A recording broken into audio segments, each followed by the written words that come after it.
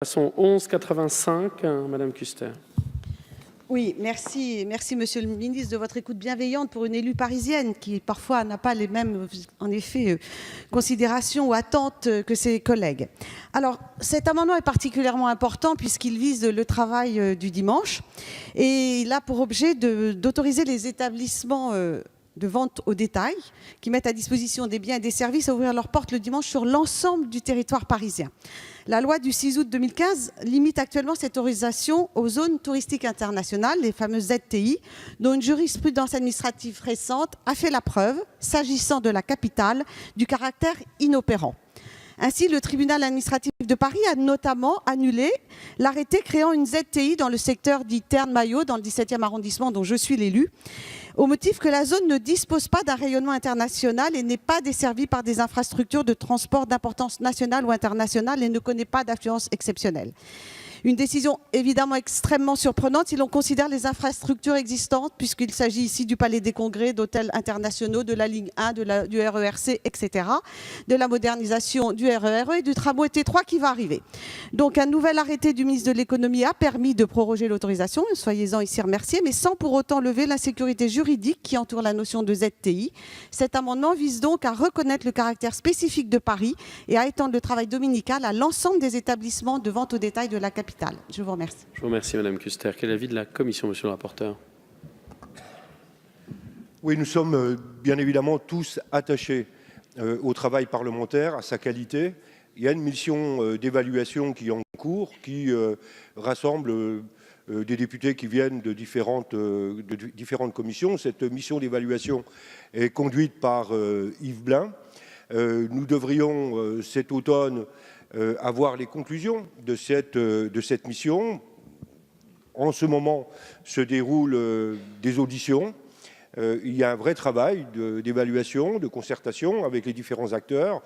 Je propose qu'on attende les conclusions de cette mission, les préconisations que cette mission pourrait faire et qu'à partir de là, nous travaillons que nous tirions toutes les leçons et que nous travaillons, pourquoi pas, sur une proposition de projet de loi pour faire évoluer, si besoin, les dispositifs. Donc d'ici là, ne serait-ce que par respect pour le travail de nos collègues, par respect aussi pour celles et ceux que nous entendons dans cette mission d'évaluation, de quoi franchement aurions-nous l'air si demain, dans les auditions que nous organisons, nous disions à nos interlocuteurs, ben ça y est, jeudi, nous avons décidé de telle ou telle mesure, alors même que cette concertation n'est pas terminée. Donc, demande de retrait. Je vous remercie. Monsieur le ministre.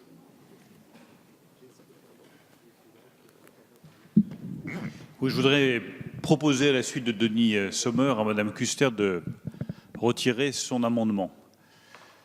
Pour deux raisons. La première, c'est qu'il y a effectivement une évaluation qui est prévue pour fin novembre, qui permettra de voir exactement où nous en sommes. Et en deuxième lieu, parce que je prends l'engagement devant vous que nous regarderons à nouveau, l'année prochaine, cette question et de l'ouverture du dimanche et de l'ouverture en soirée pour les commerces, parce que je pense que nous pouvons encore améliorer le dispositif et que les commerçants, mais les consommateurs aussi, ont besoin de lisibilité sur ce sujet et de simplicité. Il y a eu une amélioration très importante qui a été apportée par la loi Macron. Faisons l'évaluation fin novembre et sur la base de cette évaluation, je ne vous dis pas que c'est une évaluation pour solde de tout compte, je vous dis au contraire, sur la base de cette évaluation, je suis prêt en 2019 à ce que sereinement nous regardions tous ensemble cette question de l'ouverture du dimanche et de l'ouverture en soirée. Je vous remercie, Monsieur le ministre. Madame Kuster, vous souhaitiez réintervenir? Monsieur le ministre, je voudrais vous remercier sur cette mission d'évaluation. Vous dire qu'au-delà du fait que je sois députée, je suis également élue de Paris, ancien maire d'un des plus grands arrondissements. Une petite expérience de plusieurs années qui fait que cette décision, elle peut avoir lieu au niveau du législateur, mais elle a peut-être aussi déjà eu lieu au Conseil de Paris. Elle a déjà été débattue, ne serait-ce que lorsqu'en effet M. Macron était ministre de l'économie et qu'à ce moment-là, nous avions eu son oreille bienveillante et que nous avions obtenu cette ZTI Terne-Maillot. Donc sur ce sujet, Je salue cette mission d'évaluation dont je ne connais pas qui elle évalue et quels sont ses interlocuteurs. Je demande au moins que les élus parisiens y soient associés, au-delà même de cet hémicycle. Donc j'entends, monsieur le ministre, que vous allez regarder cela très près, mais ça a déjà été fait, si vous me permettez. Donc on peut... voilà, j'ai compris que c'était fin novembre, cette mission d'évaluation, je prends date. Je vous demande de nous associer. Je pense que ce serait le minimum en tant qu'élu de Paris.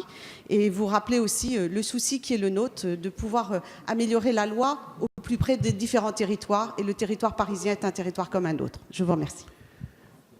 Merci, Madame Kuster. Donc il est maintenu. Hein. Pardon. Je fais confiance à Monsieur le ministre. Donc, je retire et j'espérerai retiré. donc être contacté et voilà, que les informations nous soient transmises. Monsieur le ministre.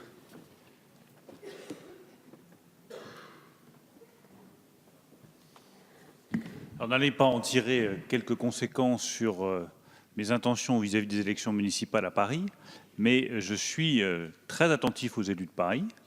Ils sont effectivement les premiers concernés par ces dispositions, et donc c'est bien volontiers qu'on vous associera à ces travaux d'évaluation de la loi Macron sur le travail le dimanche et en soirée. Je vous remercie.